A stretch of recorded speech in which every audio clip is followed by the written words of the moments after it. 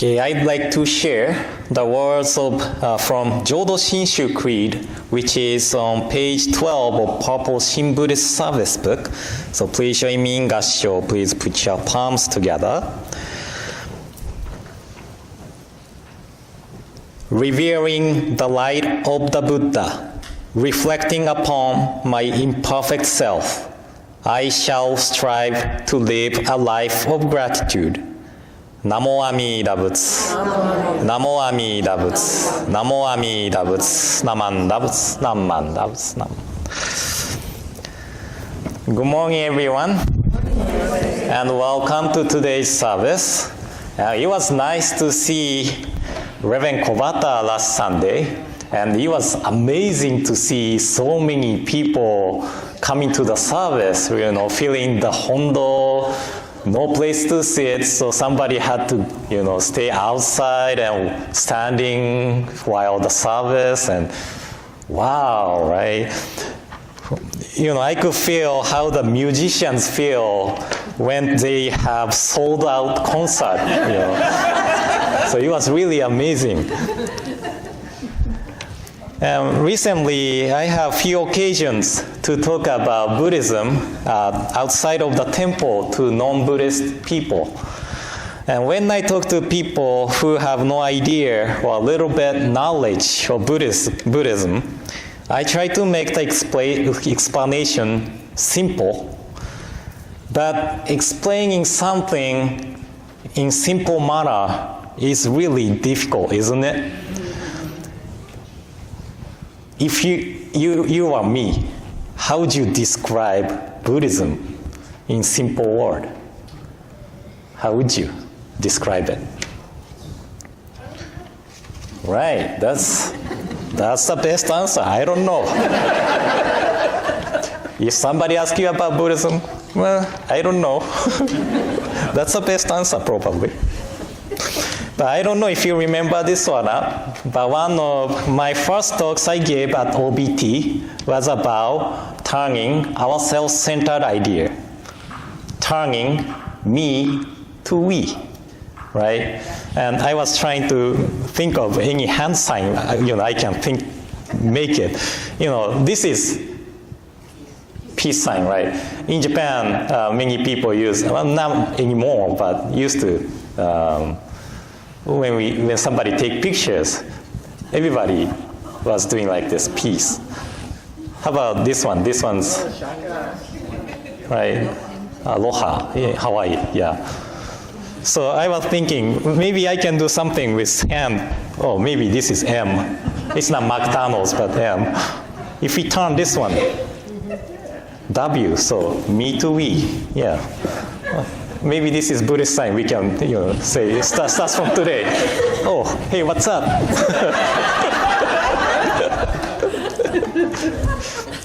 But I believe all the tradition of Buddhism could be described as turning our self-centered idea by encountering the wisdom of Buddha. But by the way, I don't know if you have a chance to go this side of temple much, but I could see beautiful red maple trees outside of my office for a few days. Now the leaves are mostly gone. But have you ever thought about why the leaves turns the colors? This is a really simple question that children might ask. But can you answer to this question? I often receive this kind of question from Aoi. Most of the time, I just make answers up, something like, the leaves wanted to dress up, But actually, the leaves are usually green, right? This is because of chlorophyll. The leaves contains a lot of chlorophyll, and a lot of chlorophyll are green. But some are yellow. Usually, yellow chlorophyll are inconspicuous,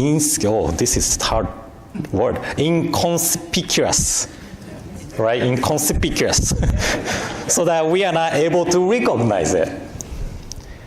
When the daytime gets shorter and cools down, the green chlorophyll will be broken or disappear.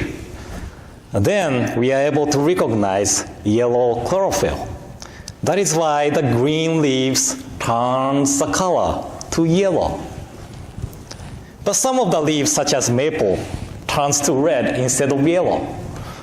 So process of changing color is same as the yellow leaves. But when green chlorophyll disappears, the sugar left in the leaves transform and it becomes red. That's why green leaves turns to red, beautiful red color. Did you know that?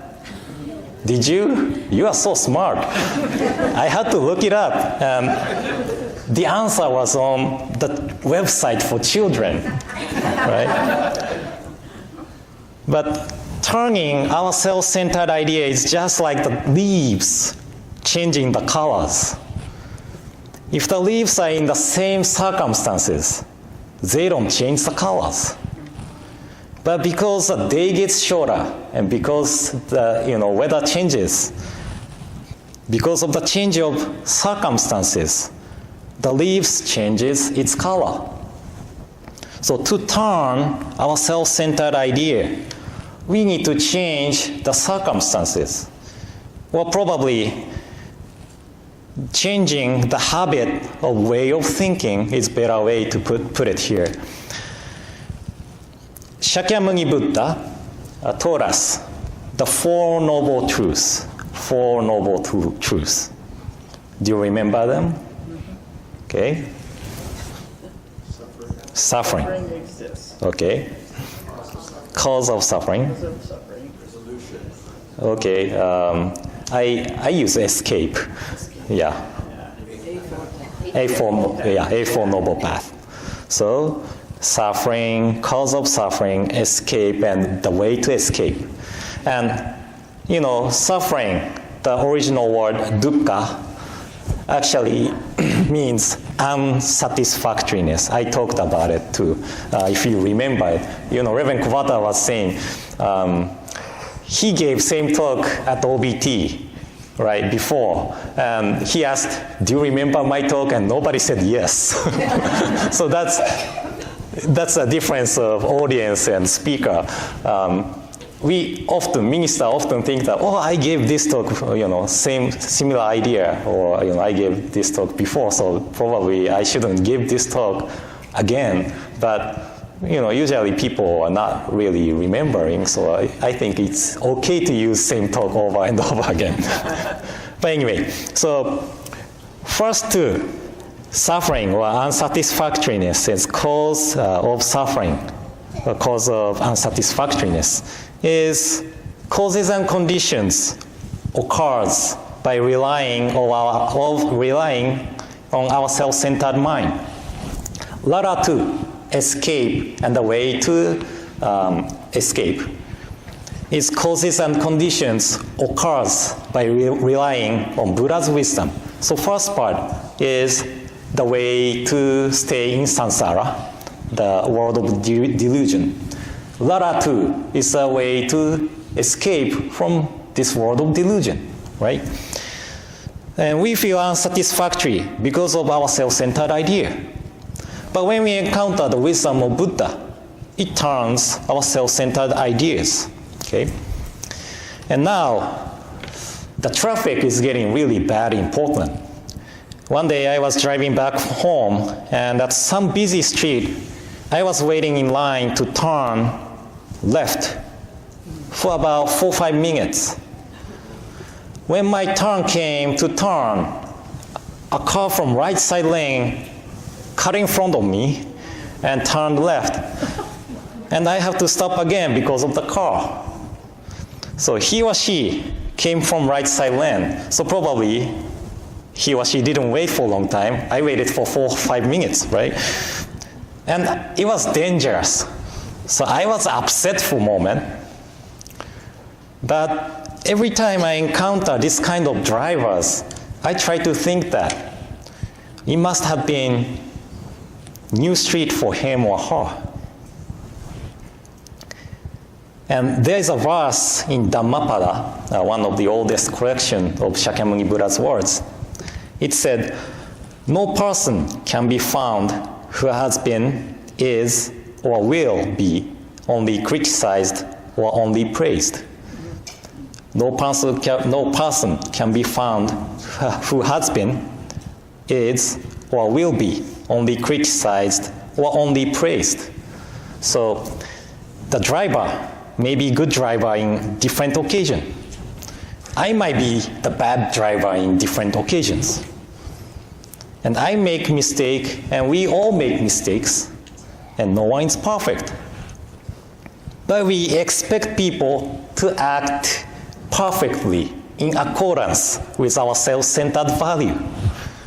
That is why we feel unsatisfactory. If the children act as we want them to, we say that, oh, they are good children. If the ministers gives great Dharma talks every Sunday, we say that our minister is great minister, which is a compliment. I don't hear that often. Right? So if we keep relying on our self-centered ideas, we would never experience changes. We stay in samsara, world of suffering and delusion, just like the leaves stays green if the circumstances don't change, right? But when we begin to listen to the teaching of Buddha and make it as the foundation of our lives, our habit of way of thinking gradually changes, just like the leaves change the colors, right? And we call ourselves a Buddhist, not a selfist, because we rely on Buddha's teaching. We call Buddhist. Nobody call ourselves a selfist, right? We can experience instant change just like cup noodles, but by relying on Buddha's wisdom, our daily conduct gradually changes. That is why we call ourselves a Buddhist, right? So we only have 29 days left until the end of 2018. But please keep the self-awareness as Buddhist. And please remember that we call ourselves Buddhist because we rely on Buddha's wisdom, not the self-centered ideas. Okay? So thank you all for coming today. And in closing, please join me in Gassho. Please put your palms together. Revealing the light of the Buddha, reflecting upon my imperfect self, I shall strive to live a life of gratitude. Namo Amida Butsu. Namo Amida Butsu. Namo Amida Butsu. Namanda Butsu. Namanda Butsu. Namanda.